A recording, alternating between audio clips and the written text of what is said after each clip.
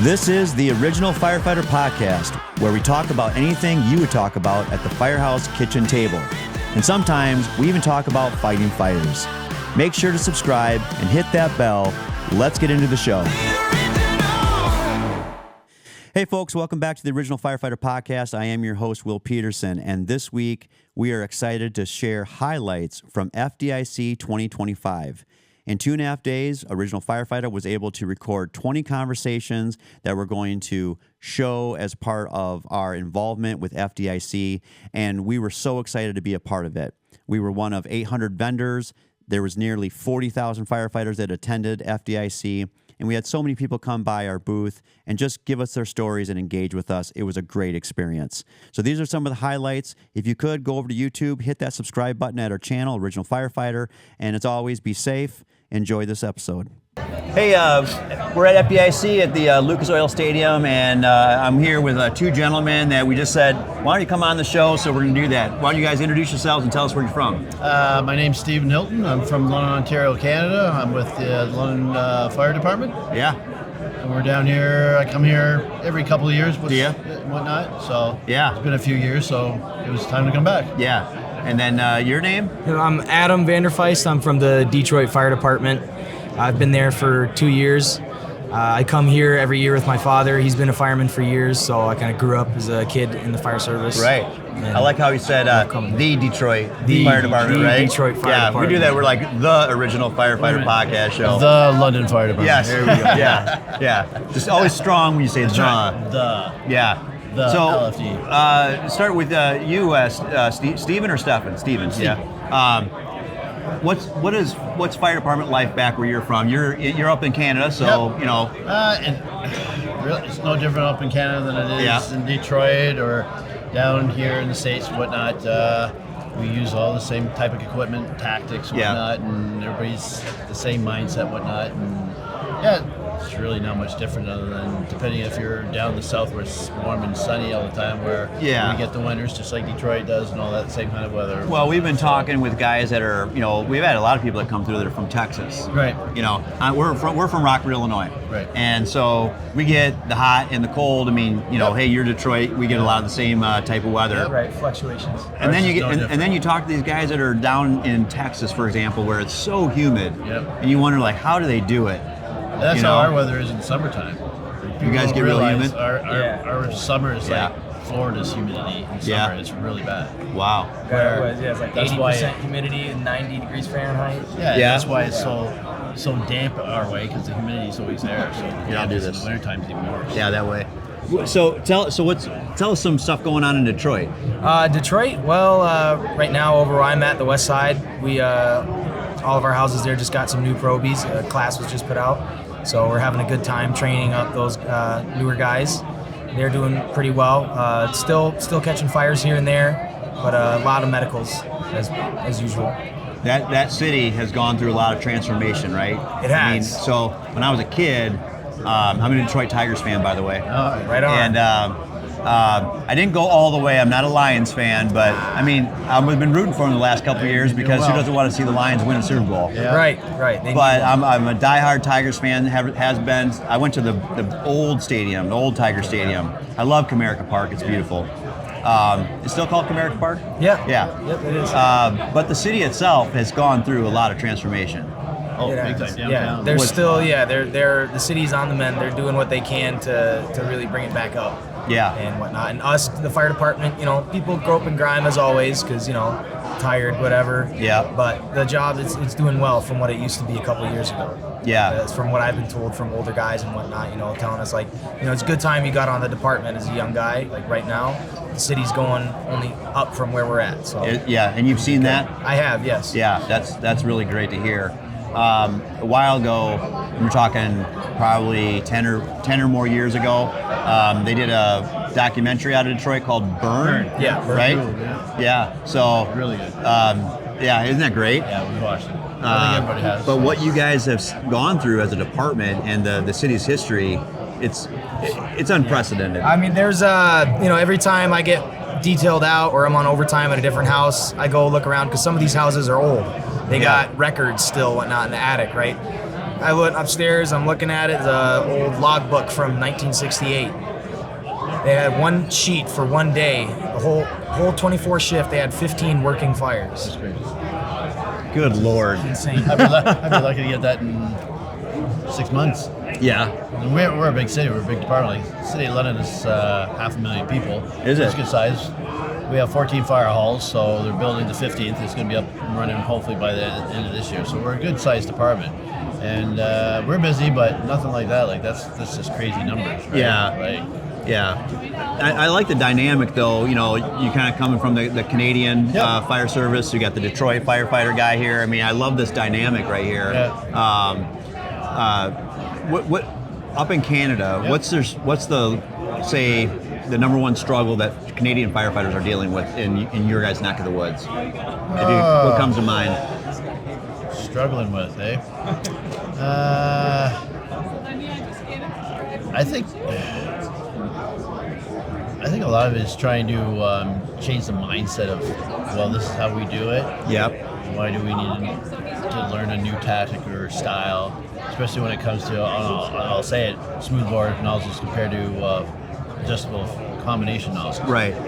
It's a hard thing to push and prove and show them the science behind it and how much better the smoothbores are, depending on what your tactic is, right? Yep. So one of those are the issues, you know, and using a 2.5 compared to an 1 3/4 hose line and the water that you can use and the volume and whatnot. Right. It's a hard push. What do you guys use in Detroit? As terms of saying like hose lines and whatnot, Like smoothbore versus combination nozzles? We have a little mix here and there. I know on our 2.5, that's just one of our dump lines on the back. That has a smoothbore on it. But most engines, what we're running is just old combo nozzles, Akron. I think that there's so much information and new technology that's out there that I haven't found a lot of departments that only have one. Right. Some do. I mean, some are just, you know, they're by the Bible, it's smoothbore or it's combination, that's it. We went, in Rockford, we went through kind of a time period where it was all combination. It was like smoothbore was a sin to talk about. And now, it's actually quite different. Way back, Well, I know we have at least one engine that they've always had a smoothbore, and that's just the way that engine house does things. Yeah, right. But all like the high-rise packs, they bought new nozzles for those, and those are the Elkhart, right? And it's you can remove the fog nozzle from it, and you just open it up, clear it, break away. Gotcha. Don't get me wrong. I think both type of nozzle has its place depending on what it is, right? The situation. It does. Right? But the science is there and it's proven the difference of smoothbore, what it can do, right? Right. And it is the traditional nozzle back in the day that we used to use, right? So, and everything is cyclical. It always comes. Just give it time; it'll come back around. You can take a lot of drywall out with a smoothbore. Yeah, you can. Not killing yourself with using a pike pole. Yeah, you can. Drop ceilings, all that. Yeah. What in Detroit? What's a big challenge you guys are faced with? Big challenge we're faced with right now. I would just say it's just how busy we are. It's a busy city. It's especially up where I'm at on the west side. Just being a dual role member, right? I work on the ambulance and the engine or a ladder truck, whichever. It gets busy at times. That's all. Yeah. You have days where you might be up for the entire 24 for both shifts. Because it's just how it's going, right? You're on that ambulance and you're running upwards. Like you could get to 14 calls in the night if you're really going nuts. And then, you know, before that, during the day, maybe you did like 5-8 runs on the engine. So you didn't get any sleep. And it's just, that's all it is really. It's just taxing. Guys are just really feeling it. Yeah. But you sounded like you guys are growing where you're at. You guys got a good sized department and you're growing. Department growing, but at the same time, manpower is an issue with us. That always has been for years. We've got lots of overtime because we just don't have the numbers. And I'm sure our department is no different than a lot of departments. We're going through that generation now. The baby boomers are all retiring. So we have a high volume. For our training department, just to keep pace with the regular retirees, it's crazy. So we're always behind. Yeah. So we're trying to catch up. And then with the new hall, the 15th hall, it's going to be a double bay. So even that there is going to just keep on adding and adding. It's hard to keep up. You bring up the overtime. It's it's interesting where these cities and municipalities, they're willing to they're willing to run you into the ground, Yep. but they don't want to hire. No. And I guess I wonder, in Detroit, you guys get a lot of overtime? Is that still the way for you guys, or are you guys adding staffing to it? So overtime will never go away, right? Because you always have those that they join the job, they find out it's not for them, they leave. There's always going to be those people. But recently, we've actually been up with our hiring, right? Hiring's been closed for a little while because we filled it up pretty good. And I'm sorry. I'm losing my train of thought. No, you're good. There's a lot going on. No. What was the question again? No, just talking about just how the staffing is going in Detroit. Okay, yeah. So the staffing, it's pretty great. We don't have too many people retiring, but you get a list every so often. Okay. Because it's strict seniority system. So as those go out, then they decide whether or not we need a new class. They're doing pretty good. The OT right now, it is a little open, but that's just because our academy just started their first paramedic class. Yeah. They just got the accreditation from Western Wayne College to be able to put on that class for our guys. So they got a full class going there Monday through Friday, and so those guys have been taken off to be able to do that. So we're filling in and stepping up and taking up overtime so that we can have more medics later on. Yeah. Because that's one thing that we were struggling with was having medics. Okay. Hey, we just wanted to have you guys jump on the show with us. It was just interesting to meet somebody from Detroit, someone from Canada, and glad having you on. Adam, have a great show, and Stephen, have a great FDIC show, and good luck to you and be safe. Right. All right, hey, we're at FDIC in the Lucas Oil Stadium, and we're here with Lance. And Lance, how you doing? I'm doing great. Doing great. You having a good show? It's been good. It's big. I've never been here before. This is my first time. Is it? It's good. Yeah. Yeah. It's. I think it's always cool to look out and realize that you are in the NFL stadium. So I took pictures this morning. I had a phone conference with my daughter. Yeah. And she was like, "Where are you at?" And I was like, "I'm on the same field the Colts play on." She thought that was really neat. Isn't that great? Yeah. Really cool. A lot of good legacy here, and but what we want to know is what's your organization, and what are you representing out here for FDIC? Sure. I'm here representing the Fire Department Safety Officers Association. Okay. I'm a Western director there. Professionally, I'm a battalion chief at Amarillo Fire in Texas. But for the show today, we're here just to promote firefighter safety, and really risk versus benefit decision making is. Safety's become kind of a buzzword in the fire service, but everybody wants to make it evil. I won't ever safety anything to death. Like we've got to make good decisions though. Yeah. And so that's what we're here, just talking about the difference between intelligently aggressive and arbitrarily aggressive. Well, I get where you're going with the whole safety overkill. Yeah. But the question is it truly overkill? So I think anything that we do that keeps us going home at the end of the day, what we can't do is reduce our impact on civilian lives that we're here. So we've got to find a middle ground.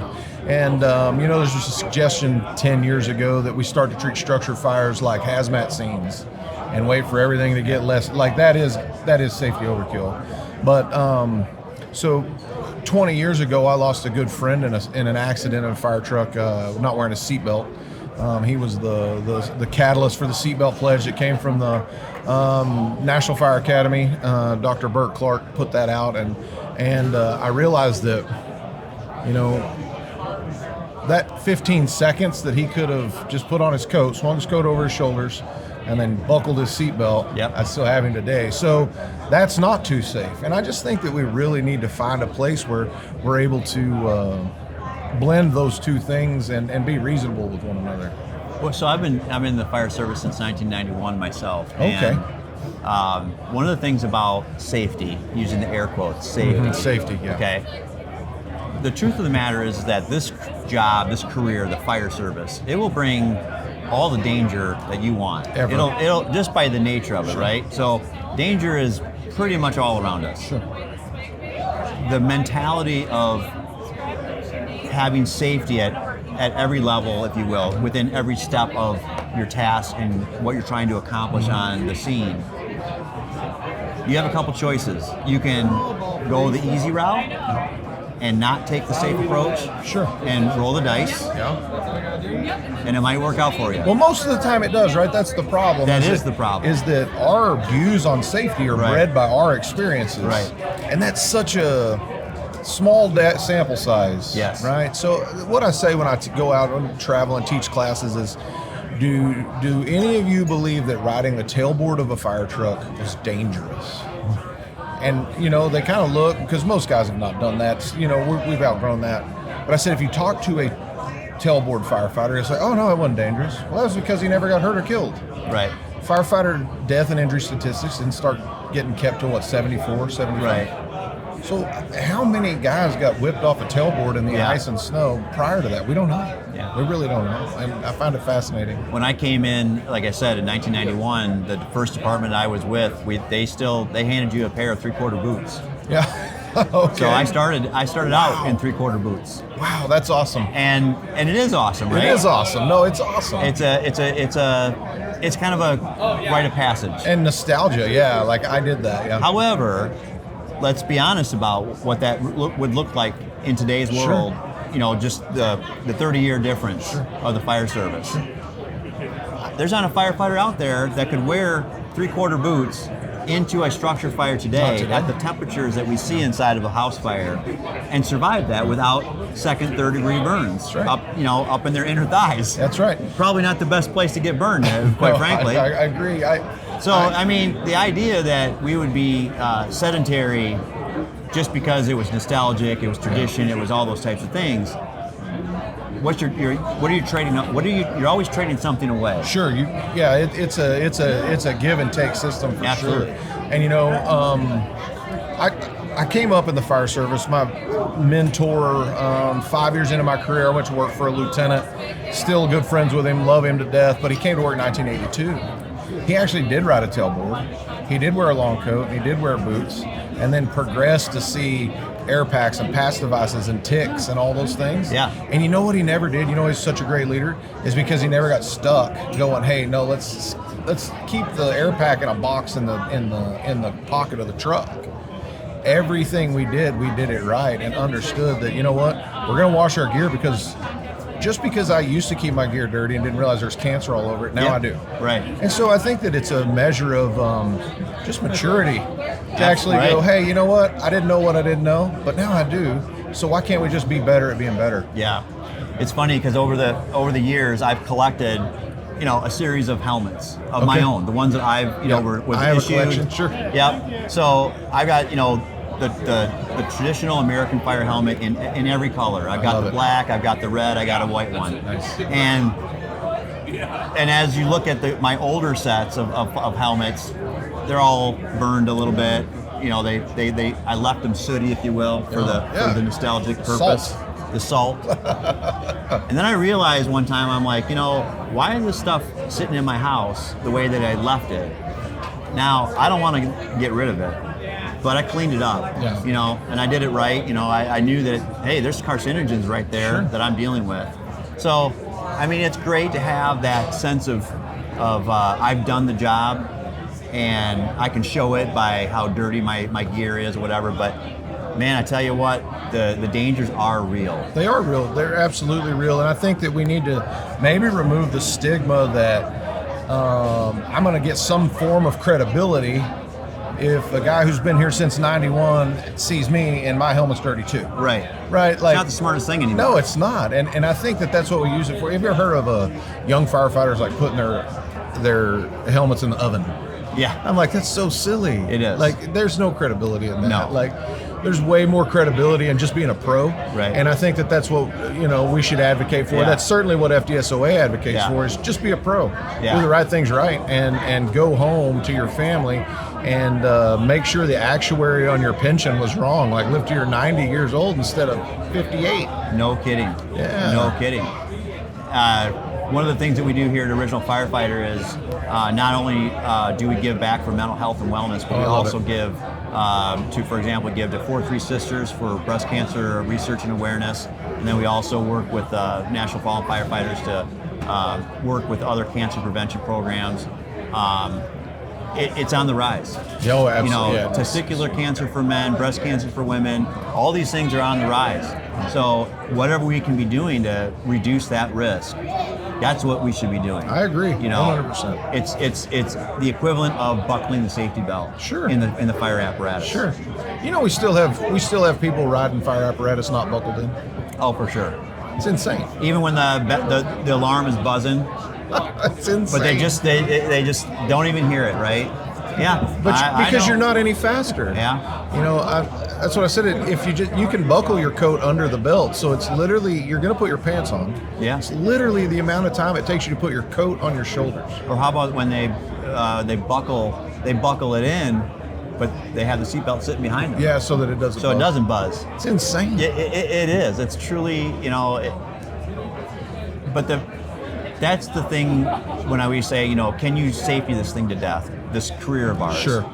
I mean, you can get a sense of that maybe because there is a safety factor that's in almost everything, right? Mm-hmm. But as they should be, because most of these things that even when we buy the equipment that we use to put the fires out and cut the people out of the cars and things of that nature, a lot of that equipment in and of itself is dangerous. Sure. But bypassing things, man alive, you're really playing roulette there.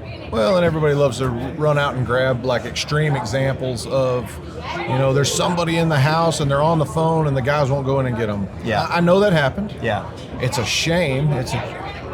Because obviously the risk and benefit don't match up for that scenario, but by and large, American firefighters, Canadian firefighters, and North American firefighters in general go out there to do a good job every day. Yeah. And that we should mentor our young firefighters into the ways that, three-quarter boots and long coats aren't what it is anymore. I know that's cool. So I've got like a man cave, if you will. Sure. I've never engaged really much in collecting fire department memorabilia and displaying it, but 20 some odd years in, I went, you know what? I'm going to build this thing and I want everybody to know. I don't want anybody to go, what does this guy do for a living? But I actually have got a long coat and like three-quarter boots. I've never put them on, but I hung it in my man cave because I thought it was cool. Yeah, and we have done the same thing. Sure. And I'll continue to do those types of things. I love the American Fire Service. Yeah, I love it. It's great. It's a great job. It's a great career. But you said something earlier.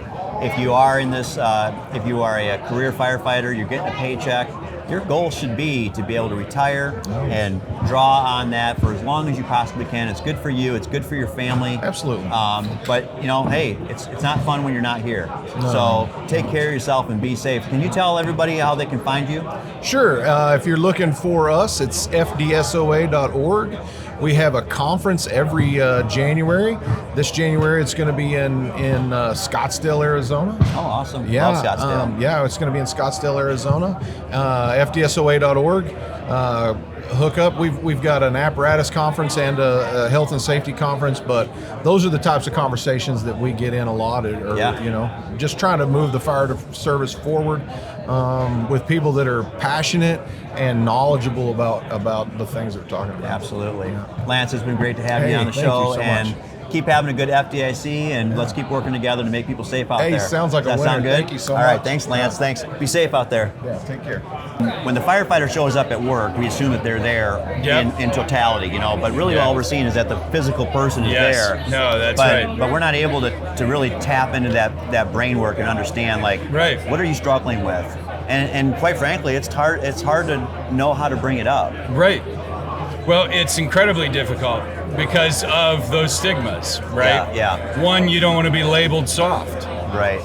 In a profession where we pride ourselves on being able to handle it all. Yeah. So that's one of the hardest factors. But at the same time, we work with each other day in and day out in those situations, and you know that you don't want to talk about the problems you're having at home because the guy sitting across the seat from you, he's got it worse. Or you don't want to bring down the other guys because the two guys that are at your house are rocking today, and you don't want to kill that vibe. Right. So you just swallow it. You just keep pushing it down. Yeah. It's tough to leave the problems at home. Yeah. come in and deal with everyone else's, you know, and then we get paid to do that. Yep. I mean, and some people volunteer to do it. Yep. You know, let's not forget that there's a That's whole right. cadre of firefighters across the country that do this still for free. They volunteer their time. But you know, not to be selfish, you're getting paid, right? That's usually what we're told is, hey, you're being paid to do this job, you know. So kind of. Oh, I heard it from more than one captain, you know, in my career, you know, that had those catchphrases. Well, if this isn't right for you, Wendy's is down the street. Yeah. You know what I mean? Like that was the pep talk. For us, it was always there was a factory out there with your name on it, you know. Yep. We had one captain that kept Wendy's applications in his desk drawer. Yeah. Yeah. He was a dick. Because you went through you brought up the IAFF Center out there in Maryland. What were, other than the actual healing process that hopefully you were able to get, what were your, say, maybe top three that you takeaways from the whole experience? So the first and greatest takeaway was the campfire there. So it's a magical spot. There's no clinicians, no doctors, no staff allowed at the campfire. So it's just union brothers, sisters at the fire. You handle your business, you cry, one person talks, everybody listens, you know, and then you open it up and you share, you know, and you support that person. And there's a beautiful tradition because, man, we love traditions. Right. Big giant kitchen table inside the cafeteria there. You speak at the fire, you get to sign the bottom of the table, you know? Yeah, right. So there's a metric shit ton of signatures underneath there. And when I slid under that table and signed my name, it meant something. And so you saw all the other names. Yeah. Which is a testament to how many firefighters are coming forward and saying, I need the help. Yep. So that was hands down the greatest takeaway. The second was, for me, was the introduction to EMDR. If you don't know what it is, look into it, especially if you're battling any kind of PTSD symptoms. With number one being sleep, guys. Number one is sleep. If you're not sleeping, you got to get that addressed. That is the building block of mental fuckery. I mean, it is the hands down, got to get sleep right. I'm always fascinated by the guys that say, I just function on 3-4 hours Nah, you sleep. don't. I was that guy. Yeah. I was that guy. And then I was crying into the barrel of a 12 gauge on a January night, you know? I mean, that was January 5th, you said? January 5. I mean, I was driving a 2023 Tahoe. I got a beautiful home on 9 acres. You know, I was living a Tim McGraw song, you know? I was like, I don't know why I was the way I was, you know, but it shattered people when it was me. Like, I'm the guy that came into the room funny, lit the room up. I changed the temperature of the room just walking in. And that just all fizzled, you know? But I wasn't sleeping. Right. I wasn't eating. I wasn't eating right. And then I started to just dwell. Yeah. And that was the path to that nonsense. But get your sleep. Yeah. Yeah. But the third, I'll look right in the camera and lie. The food. Food was terrible. So don't expect gourmet. Don't expect gourmet. But the brotherhood, no doubt. I've stayed in contact with people from now 20 states that we reach out to each other. We have that inside circle. That's why the name SAD Team 6. Yeah. So we started calling the Center of Excellence SAD Camp. They didn't like it. They didn't get past marketing, you know? And so we did what we do best. We doubled down on it and made it our own. Oh, yeah. So we just really started calling it SAD Camp. We still call it SAD Camp. And then, like any other group of us, as we gather, a few of us rose to the top and started calling ourselves SAD Team 6 because we were the elites of SAD Camp. And when it became obvious that I was going to start this nonprofit and we were going to use humor, it was absolutely easy to name it after that core group of people that lifted me up, that kept me right, And that to this day, I still have the ability to do for them. You know, if it's just a joke or whatever, they know they can call me and get lightened up, and I love that. And that's probably the single best part. Clearly, we know that comedy is a healing emotion. Yeah, it is. And laughter is a healing emotion, and comedy is the vessel. Yep. How are you communicating through SAD Team 6? How are you communicating comedy? Are you doing it through shows? Yes. Or are you doing it so through we're doing stand-up comedy show fundraisers. Okay. And so we have one tonight and tomorrow night here at Park and Rec on Meridian, South Meridian. It's like a 5-minute walk right here from the convention center. Okay. I think tickets are like $25, but if you have a department ID or you're repping something that says you're FD, it's like $15. Okay. You know what I mean? They're like, are we checking IDs? And I'm like, listen, if they got a mustache that goes from their lip to their earlobes, but it's got to be a funny mustache. Yeah, dude. Man, we got some dudes with funny mustaches. Oh yeah, I've seen some. Yeah, I've seen some. I've seen some monster. There are mustaches some here. I gotta know why we don't have an FDIC mustache contest. Oh. Like, why is that not here? That could be your so special next year. Dude, I'm telling you, we'll put buttons in seats for a mustache competition at an event like this. You could do like a glamour shots. Oh, dude, we're onto one. That's coming next year. We're at gonna FDIC, do it. SAD Team 6 and Original Firefighter Podcast. We're gonna do a glamour shots mustache competition. And then 100%, we're just gonna co-host and heckle the mustaches. Yes. We got to come up with great mustache categories. Yeah, best soup saver. Or we're rated R, right? Oh, we're womb broom. Right, the womb broom category. My bad. Yeah. How can people find SAD Team 6? So social media, we're on all the social media. SADteam6.com. It's SIX. We're building the website. It's up and running. But we're on Facebook, X. Yep, we're on. We've got them. Brought in a couple of youngins to handle the social media stuff because I'd rather be outside. That's a big help. Mowing or building something. Absolutely. Yeah, I'm not the tech guy, but yeah, dude, let's definitely get Mustache Wars going. And you're doing. We're all in on that one. Yeah. And you're doing a show tonight. You said. Yeah, we're here in Indy. We're very excited. I was fortunate as a young fireman to get to come and attend hot classes when I was younger and had an absolute blast. It feels so good to be back here. That's great. My first year here, we were at the Angry Beaver Saloon. Okay. And funny name right there. It's a legendary spot, wood plank floors. I was so enthralled in the culture. And man, did I have some splaining to do when I got home because I bought a bottle of Jameson, shot for shot, buying Irish car bombs for other firefighters. Let me tell you what that debit bill ticket looked like. I was in trouble, brother. I was in trouble. That's why you need to go out and get your mind right. Yeah. After that bill. That was oh man. Hey, we're going to check in with you tomorrow after your show tonight. Great. We're going to check in with you tomorrow and see how that show went for you. And Chris, it's been great to hang out with you. Great SAD to meet Team you, 6. Make sure you guys check out SAD Team 6. Their comedy is going to be good for your soul. Thanks for having me, man. Thank you. This episode is brought to you by Strike the Box Cigars, Pipes, and Tobacco.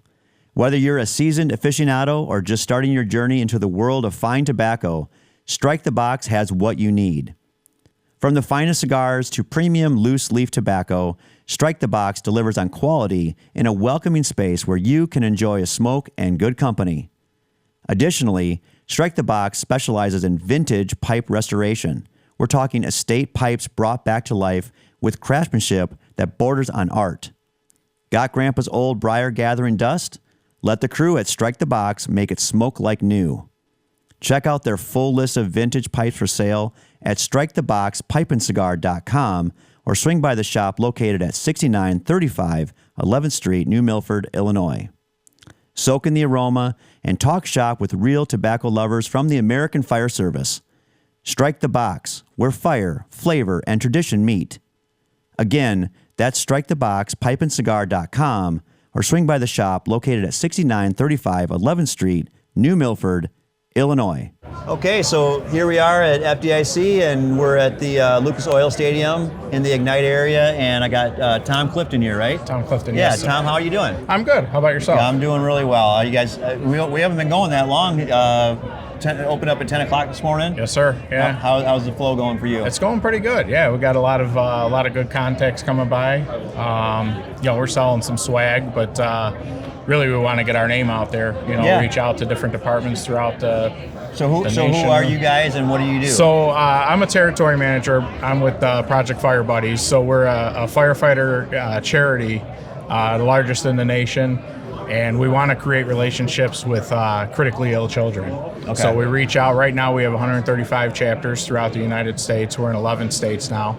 Our goal is obviously to reach to, all the entire nation. But we want to create relationships with critically ill children. We want to give back. So it's Firefighter run. Our chapters, we ask our chapters to fundraise, and basically we're there to. We truly want to become buddies with these children. So it's not a one and done. Here's a gift, Right. We want to. We bring them to the firehouse. We have dinners with them. We come visit them at Christmas, birthdays. Throughout the year, we just go play games with them. Squirt gun fights, things of that nature. So we want to. We know them and their family are going through some tough times, so we want to, whatever we can do to bring a smile to their face, that's what we're here for. Yeah. How can people find you? So they could find us on our website, which is projectfirebuddies.org. Our chapters throughout the states. They go out to schools, they'll go to hospitals, they'll try to reach out to. Try to get our name out. And everything on our website, there's a contact form. Fire departments that are interested in becoming a chapter, they can get on that contact form. It's very easy to fill out. We get right back to you, and we let you know what it takes to become a chapter for us. So what got you going in this? How did this start? So it actually started with our CEO, Kurt. He's a firefighter in the south suburbs of Chicago. He went on a few calls with, children. They had a couple children that were critically, sick. They had cancer. And, one of those went back to the firehouse and thought to himself, what can I do? What can we do for this family? What can we do for this kid? And it was born right out of there, right out of the south suburbs of Chicago. And it's grown to what it is now. So, a few chapters around Chicago and Illinois, and it's really blown up the last few years. And is that where you're from? Is on the south side of Chicago? I'm right outside of Joliet. I'm a firefighter right outside of Joliet. Okay, what's the town? In Rockford. I'm with the Rockford Township. Yep. Yeah, as I understand it, one of our original firefighter guys is someone that you know. I do, yes. Yeah. So yes. Yeah. So Phil, I've known Phil for years. I was part-time fireman in Posen. Yep. And that's where I met Phil. So I've known Phil for years now. Yeah, it was funny because we were waiting to meet up with Phil yesterday, and as soon as he opened the outside door there at Lucas Oil Stadium, you were the first guy he ran into. Yes, He started talking to you right away, and we're like, who do you know? Yeah. So, yeah. I mean, you guys got a good mission. If you had an overall arcing way of saying, what is the mission statement for your organization? Really, our slogan is really to have more good days, and that's what we're trying to do for these children. Yes. We want them to have more good days. Yeah, that's great. I mean, I think it's a wonderful cause, of course, and we love having, just some of these. How many times have you been here to FDIC? I used to come all the time years back. It's been a few years. But how about with your organization? So the organization, this is our second year. This is your second year? Yes. Yeah. So, and this has been kind of fun for us because we've had a chance to meet people for the first time, and I love that we're getting to have this connection already. Yes. And so I feel like we've got a good vessel and a kind of a connection point, with our YouTube channel and other ways that you can find Original Firefighter. But we really are happy to have people like yourself come on our show and tell us about what you're doing out there for the fire service. I appreciate you having me, and I appreciate you letting me talk about Project Fire Buddies today. Absolutely. Project Fire Buddies, And this is Tom, and we want to make sure that you guys are taking care of yourselves and taking care of each other. Take care. This episode of the Original Firefighter Podcast is sponsored by Castle Contracting. Castle Contracting offers commercial and residential restoration, leading the industry in roofing, residential siding, gutters and downspouts, egress window installation, storm damage assessment and repair, and solar energy, saving you money and time. If you want to be treated like royalty, contact Castle Contracting to schedule a free inspection. Call them at 877-512-4207 or go online and visit castleexteriors.net. That's 877-512-4207 or go online and visit castleexteriors.net. Serving Illinois, Wisconsin, and Kentucky, Castle Contracting has you covered. Your home is your castle. Call Castle Contracting today. What's the company name? So the company's Mercury Associates. Okay. We're the largest dedicated fleet management company in the United States. Okay. So all we do is fleet management. So in this space, we're really talking about life cycle management of apparatus and all pieces of equipment, right? Down to your boat trailers, generators, right? All everything that's needed, for the fire ground. So we're really tuned into that. We're doing that through my history of being a fire department fleet manager. I won the Fleet Excellence Award in 2020 from the National Association of Fleet Administrators for my work with the Poudre Fire Authority in Fort Collins. Nice, congratulations. Yeah, thanks very much. Where are you guys located at?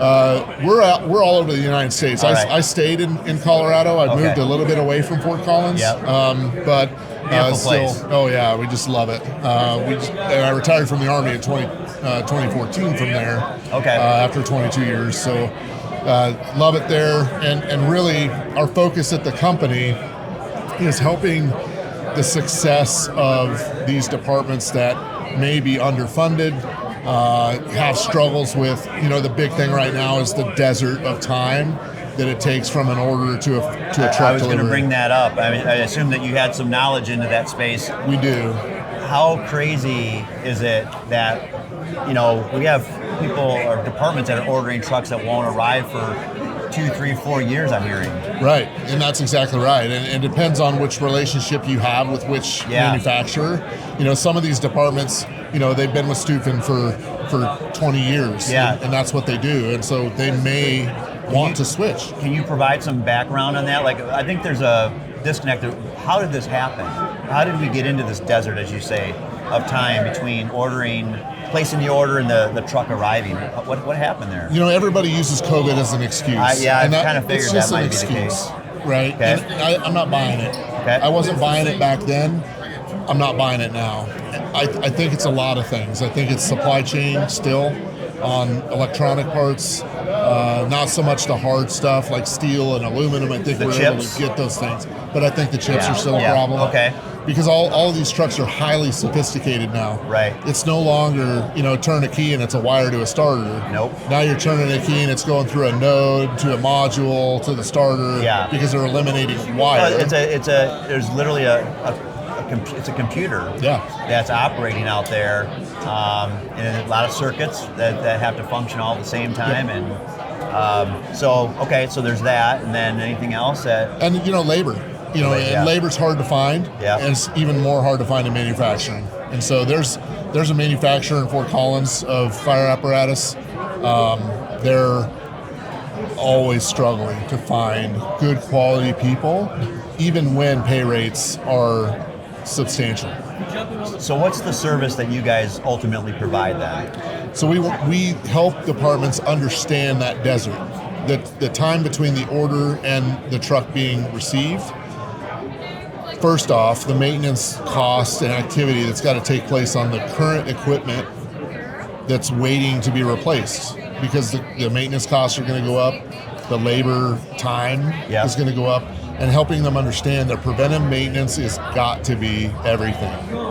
Especially if you're waiting that long for any part of your fleet or the one truck that you might need. Right. If you're not doing preventative maintenance to keep the current vehicle in service, you're going to be in trouble. Absolutely. And again, preventative, and now the big thing is predictive maintenance. There's technologies out there that can help you predict failures like alternators and starters, increased engine temperatures, for water pumps failing, the things that put a piece of equipment down during a call, which is exactly what we want to avoid. It's one thing to have a piece of equipment fail going to the grocery store. Yep. It's a whole nother world when we fail going to a call, or we go out to the bay and something doesn't work trying to get out the door. And so we understand that, and we want to help that. The next thing we try to help with on the replacement side is help them understand that, a lot of fire departments I walk into, and even the fire department I managed, there's these pictures on the wall of 5 or 10 fire trucks, being bought at the same time, which is great. It looks cool, and it is good for morale, and it is good. But in 10 years, when those 10 fire trucks come up for replacement again, are you going to be in the position to replace those trucks financially?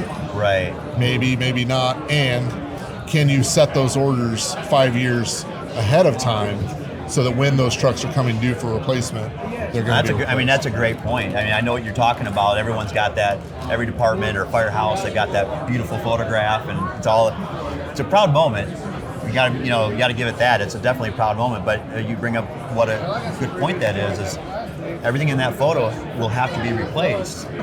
So you guys really approach it more from a staggering point of view. Like, you need to structure this so that you can take that financial impact in a bite-sized way. Yeah. And really, the last thing, if we want to step away from the apparatus, and let's talk about the facilities real quick, because the facilities where these things are maintained, if you're doing internal maintenance, are specialized. Yeah. I think a lot of cities may miss that the facility itself needs to be specialized to the apparatus. For instance, if I can't put an aerial in the air to get a cab up inside the shop, it's not the right facility. No, excellent point. Yeah. We're asking someone to work outside on a specialized piece of equipment with specialized training. These EVTs, these guys working on this stuff, should be treated special. In my mind, because they are special people. And you're kind of talking about like they're your brain surgeons. Yeah. Right? Yeah. They're going to keep the truck either out the door and in good service and good repair, or it's going to sit there out of service for a much longer time period. Man, that's a good point on that, on the facility. Can departments call you in a crisis moment? Can they say, we talked about the photo with the 5 engines, and all of a sudden they all went out, they all went out at the same time. Can they get a hold of Mercury Associates and say, hey, we got a really big problem here? How do they rise to the top of the pile on that situation? So the phone call, right? And because this space is special to me personally, because I was married to it and I understand it. Yeah. And I hope that for my clients that they rise to the top. Right. Because if I'm working on a street sweeper fleet and a fire chief calls me, the fire chief's getting the response. Yeah. I'm not gonna lay that off to the side. I have industry contacts, with manufacturers. Yep. I'm agnostic. I'm not going to point you to Rosenbauer or Pierce or Ferrara or any of them, right? What I am going to do is give you the best opportunity for success. If I know the best opportunity for success is one of those manufacturers, that's where we're going to go with you. If you choose that that's not best for you, that's okay too. Let's find what is best for you. And I don't bullshit. Yeah. Right. And that's not my thing. Well, you won't be able to get away with it in this. No, absolutely not. In this category of people. No, from the backseat firefighter to the fire chief, these guys are very matter of fact, very knowledgeable, and very involved.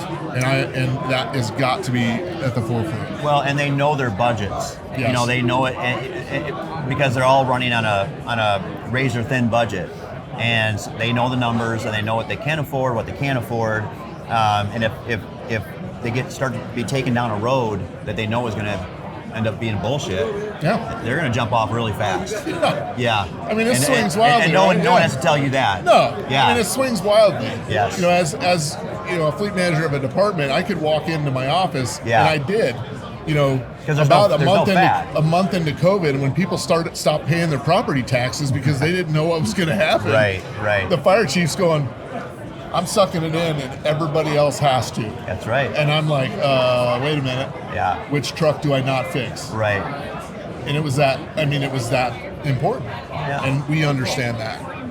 The department that I worked for 28 years, you know, there was a time period that we were buying used fire trucks and not the greatest used fire trucks. You know, there's some stuff out there you can buy that's not bad in the used space. Yeah. We were buying some real dog turds. The stuff that goes to Mexico, right? It was bad, you know, and it took that was a real growing pain moment for our department.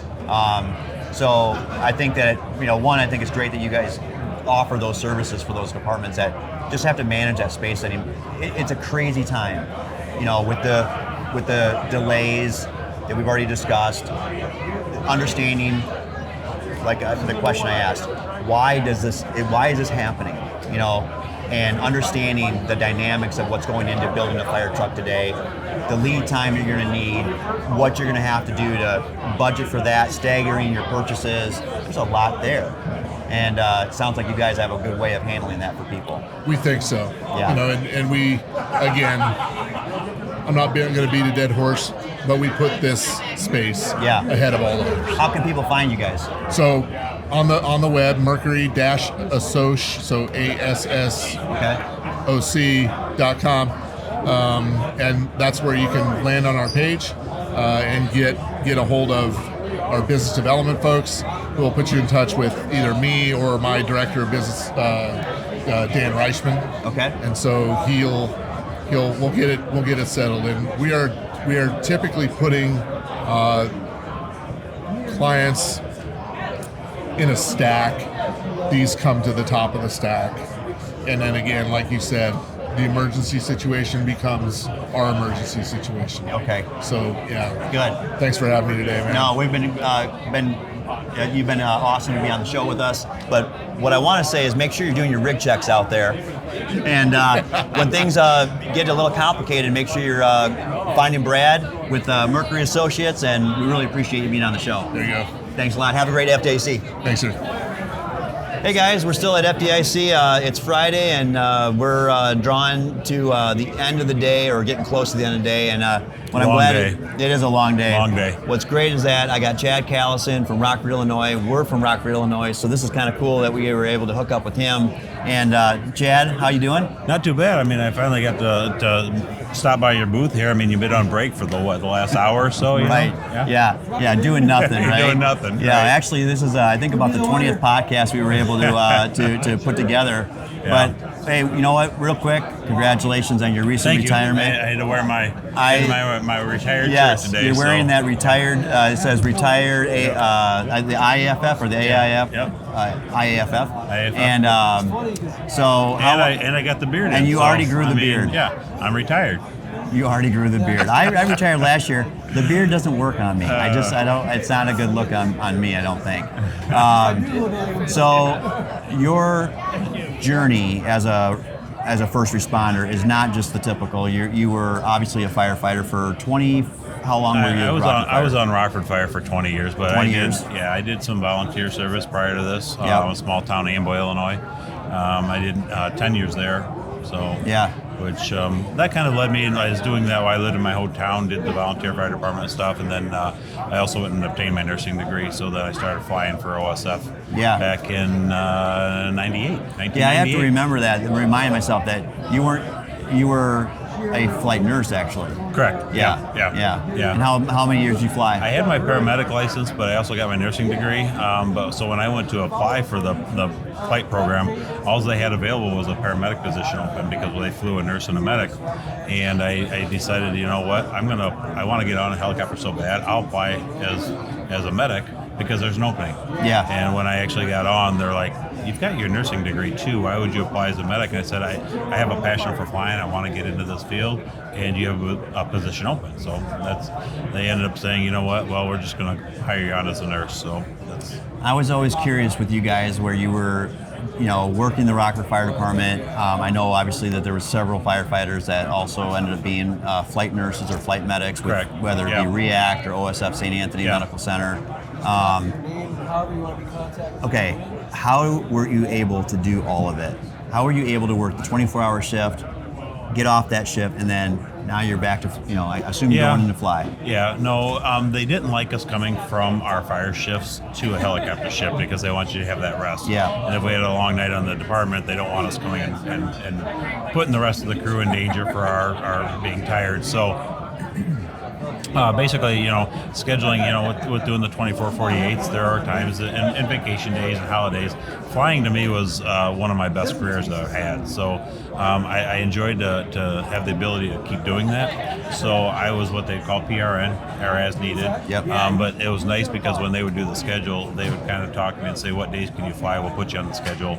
And that way I got to keep my shifts up. Yeah, so, and actually still have a life. And there wasn't a big controversy between with the union and everything else because it's a job that's not provided by the fire department. Right. Yeah. So you're not really crossing over there. Right. Yeah. Right.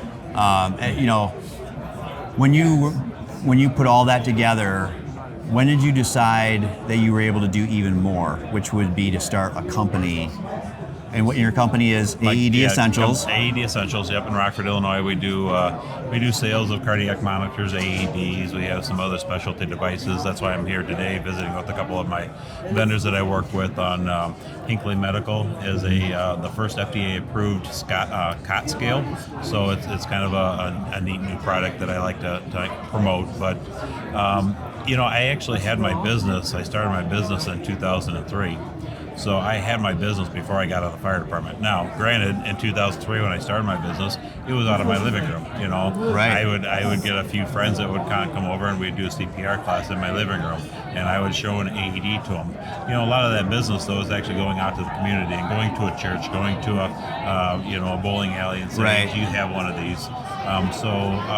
The business grew to the point now where we've got about 10 employees, and we teach classes probably 4 to 5 times a week, and we're selling a bunch of products that help fire and EMS as well as the citizens of the area. It makes me think about the first defibrillator or AED that I used, and I'm sure you can think about these things look like a crash cart. Yeah. Now they look like the palm of your hand. Yeah. And the fun thing was back then is we still had the paddles. So hold that a second.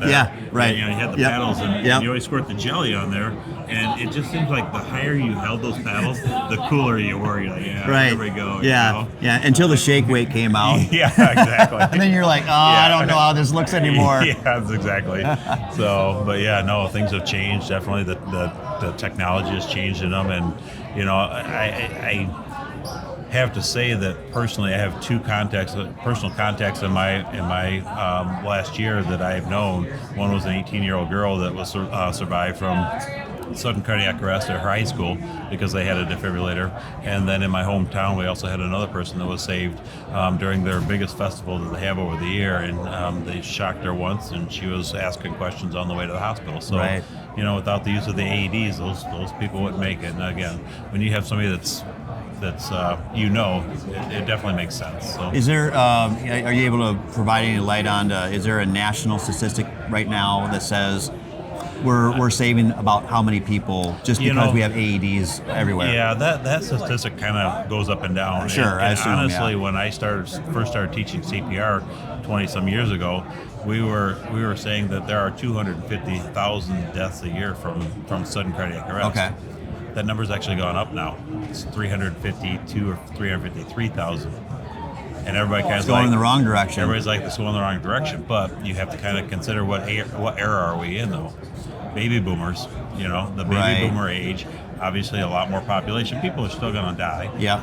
But that baby boomer population is hitting that age where. So overall, our population in America is an older population. Yes, so they're reaching the termination of life. Right. Fortunately or unfortunately. Right. We're all going to make it. Yeah, there we're all someday. going to get there one way or another. That kind of is the suck of the deal. But other thing I want to touch on, because you and I were talking offline a little while ago, and you know that this is a dear thing to me, is active shooter, active threat. Yes. And obviously in Rockford, Illinois, in a short period of time, from my perspective, it seemed like all of a sudden we had way too many. We had a couple, 2 or 3 that were very, very serious, detrimental, loss of life, and impactful to the community. Right. Not just even to the community as a whole, but our firefighters and law enforcement.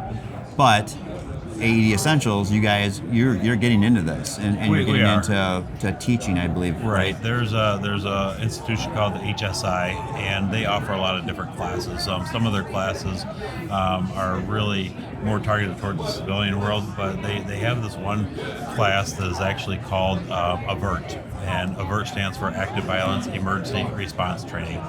And like I always tell everybody, we're not teaching kung fu fighting. We're not getting into holds and all that stuff. Yeah. But when an incident happens, it's going to be something that you have never expected. And your body's going to go through a few different things. We can either freeze in place, we can flee, or we can fight. So this class is a nice 3-hour class that allows us to teach people that if they hear gunfire, where to find concealment, where to go if you need to get out of a building. We don't necessarily always want to run out into the hallway and down the hallway to get out. We might want to hide in place. Yeah. This class also does stop the bleed. So it's packing a wound and putting a tourniquet on. Or if it's not a commercial tourniquet, what can you use for a tourniquet? A sleeve, a t-shirt, or something. Belt. All the things, yep. Right. So this class is just really unique, and we've taught a few classes so far in our area, and the response is just overwhelming.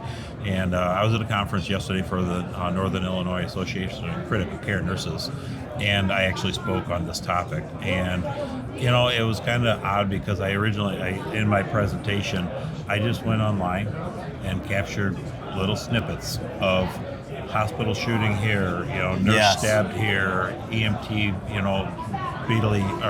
brutally beaten. Right. And it's savage. You can see that all day long. Yeah.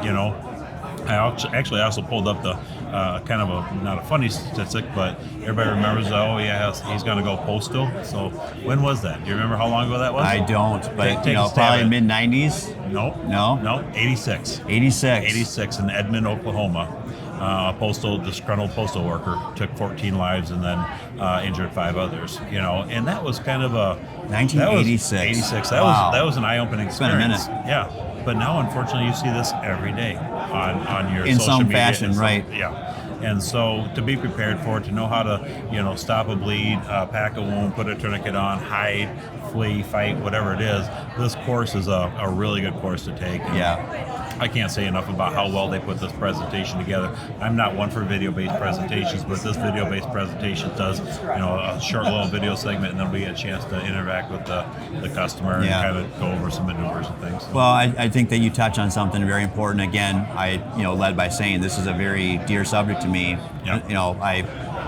Unfortunately, but also fortunately, I'm glad I was there for those events that we had in Rockford, and obviously, there are going to be times that probably things are going to happen again. So it's not just those moments. Right. But when those things have happened,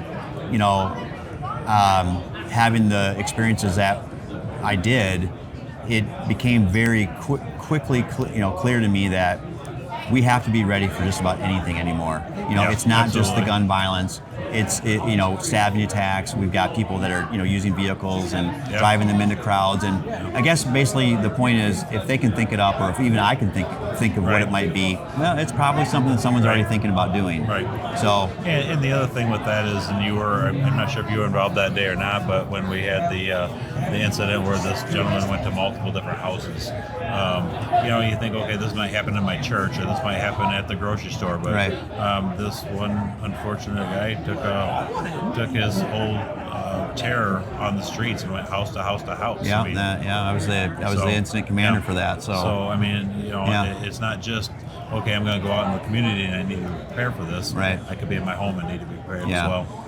Well, based on the conversation we've had, just would you be able to say that if people are looking for that type of training, they can reach out to AED Essentials? Yes, AED Essentials. So how can they reach out to you? They can reach out to us at www.aedessentials. Yeah, and that's our website. Yep. So all the services that you offer, they can select from that. We provide CPR for obviously the fire and EMS side of things, but also churches and factory workers. Yeah. And well, Chad, happy retirement. Thank you. But at the same time, I know that you're not really retired because you're probably going to work. Just a different chapter. It's a different chapter, and you always have to have that next thing to do. Especially So hey, be safe out there. Thanks for being on the Original Firefighter podcast. Thank you. Have a good one. All right. Thank you.